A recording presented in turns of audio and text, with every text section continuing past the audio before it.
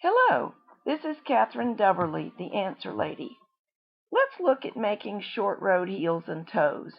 Some people find it a little bit confusing, but really it's quite simple. It's just a matter of knitting fewer and fewer stitches and then more stitches. Let's look. This is a sock with a short-rowed heel.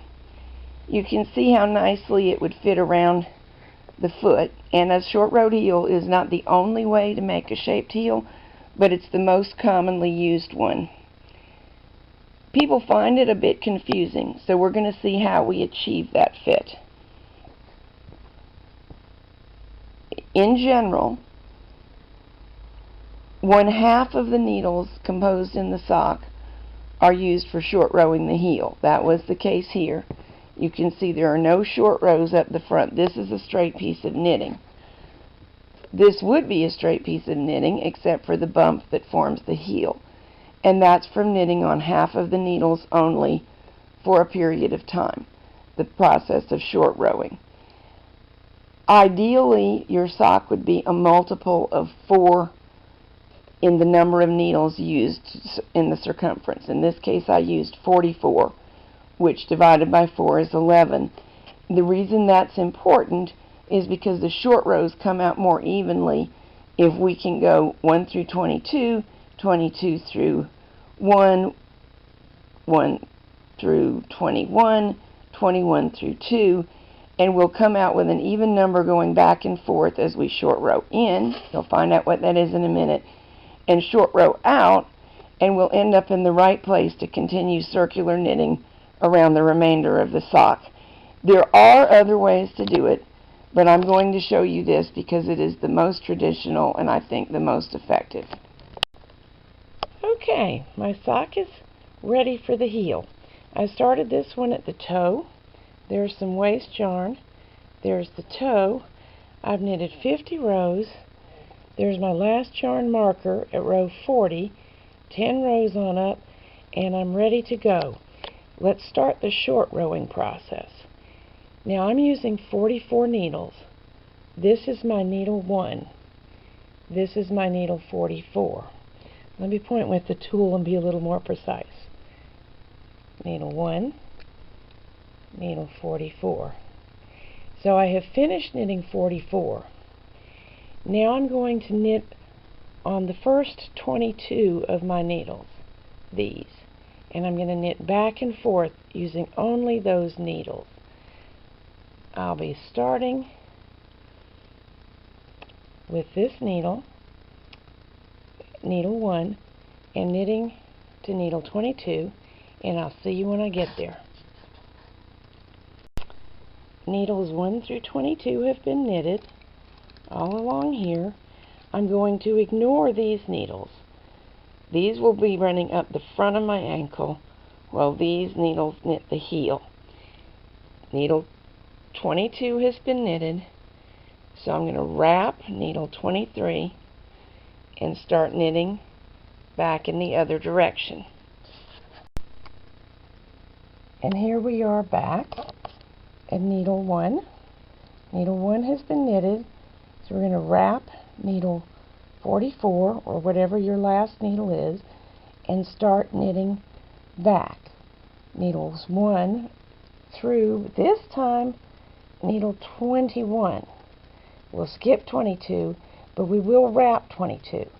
The point of this wrapping is to prevent holes that would otherwise form in the knitting at the short rowing process. The holes could be decorative if we were knitting something other than a sock heel, but in this case we wouldn't like them at all. Here we are again. This time you're looking at it from the other side of the loom. Needle 1, 2, 3, 4, 5, and up to 22. I have knit a needle 20. My yarn's a little bit caught here. Let me undo it. And it's time to wrap. Oops, wrong way. Wrap needle 21 and knit back needles 22 and back to 2, I think, this time. Now I said I needed to knit back to 2, I thought, and that might worry you some, that you should need to keep track, but you don't. Here I am knitting back in this direction, I have knitted several rows since you last saw. And what if I had lost track? It's no big deal. You can see one stitch on each of these needles. Ah, here we come. There's a wrap and a stitch. There's the stitch. There's the wrap. So that's the last needle that I wrapped. This needle is the needle I should wrap this time then, because my rows are getting shorter. I'm short rowing in. That would mean that this is the last needle I should knit. I should knit this stitches up to here and wrap this needle. And you can tell by looking, so you don't have to be smart, you don't have to keep track. Alright, I have knitted the last row that's getting smaller. It was knitted on these 8 needles, and I've wrapped this needle, this one here. Now I'm going to start getting larger by knitting on 1, 2, 3, 4, 5, 6, 7, 8, 9 needles. And when I knit the 9th needle, because it was wrapped last time, I will have 2 pieces of yarn.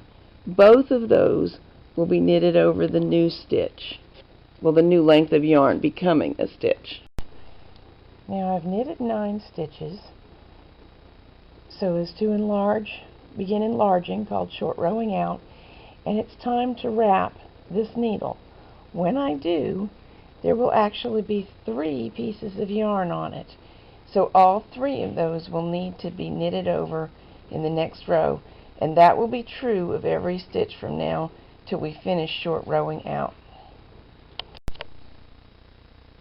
Here we see the pocket beginning to form, where the knitting is going back and forth with the short rows, and besides the plain old tube that is the sock, we're getting a different shape that will make the heel. Toes are generally knitted exactly the same. I want to make a little correction in what I said a moment ago. I told you that the needle on this end would have 2 wraps and every other needle would have 3 to knit over. Not quite so. There was also a needle on this end that would have 2 wraps. Then all the remaining rows of the short rowing out process would have 3 wraps to knit over. And that's because of just reversing direction from going in to going out. Now I've already done a few more short rows since you last saw this, and I last knitted from this needle here to this needle here. So it's time to wrap this one and go back, knit one more needle that I knitted last time, so that's this one. Wrap this one, knit an additional needle on this end, and wrap the one next to it, so that the knitting grows in width by 1 needle every row while we short row out. See you in a minute. Okay, I have knitted my second to last row on needles 2 through 22. That's row of the heel, not row of the whole sock. So I'll need to wrap needle 23. Of course, you realize that even though this needle is around the corner, it's part of the tube of the sock, and the sock won't know any differently. So we will wrap it, knit back needle 22 through needle 1, and wrap needle 44. And then we'll be done. Here we go. The heel is complete. You can see its shape in there. My last row was knitted on needles 22 through 1, having started by wrapping needle 23. Now I'm back at needle 1, and I'm going to take my yarn and wrap needle 44. Hard to do this one-handed. There we go. And now we will begin knitting completely in a circle again. In this case, because I've already knitted the toe and the foot, I will be knitting up the ankle and to the top of the sock. It would work exactly the same had you started with the cuff, knitted down the leg, knitted the heel, and now you would be knitting down the foot. It won't feel any different when you're knitting. You can see these little marks maybe on this diagonal on both sides of the short rowing. These are caused by the wraps. I actually like knowing they're there because this is a stress area of the sock, And I think that the existence of this little bit of extra yarn that we used to wrap the next needle over reinforces the sock and makes it wear better. Happy knitting, and bye now.